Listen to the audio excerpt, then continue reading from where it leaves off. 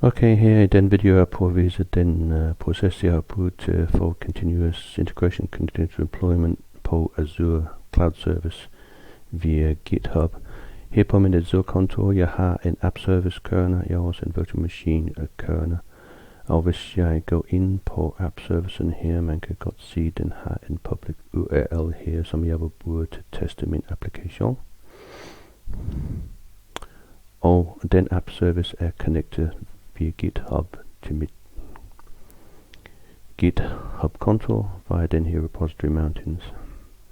Hvis vi går ind på min Mountains repo her, jeg går ind på controllers til at vise, at jeg der har i den her JPA-applikation to endpoints. En der hedder all, som henter alle mountain-navne for databasen, og en der hedder add, hvor jeg kan tilføje en.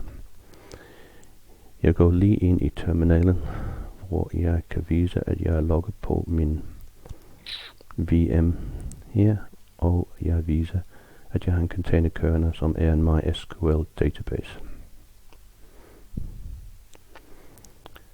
Så hvis vi prøver at køre det i Postman, og jeg siger nogle gange, det ikke virker her. Her har jeg lige kørt den, og den virker. Jeg går ind på min public endpoint all, og henter de tre mountain, som jeg har ligget der. Jeg kan prøve at køre den igen, men det er ikke altid det virker. Nogle gange tager man det bare ud.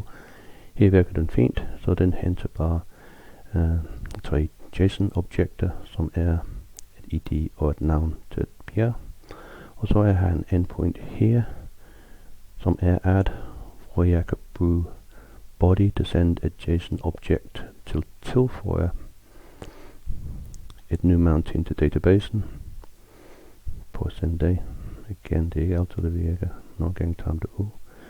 Nu kommer respons her, menu ID og en sky mountain. Og jeg tror nok, hvis jeg kører den her igen, så kan vi se, at Sky Mountain har været tilføjet til databasen.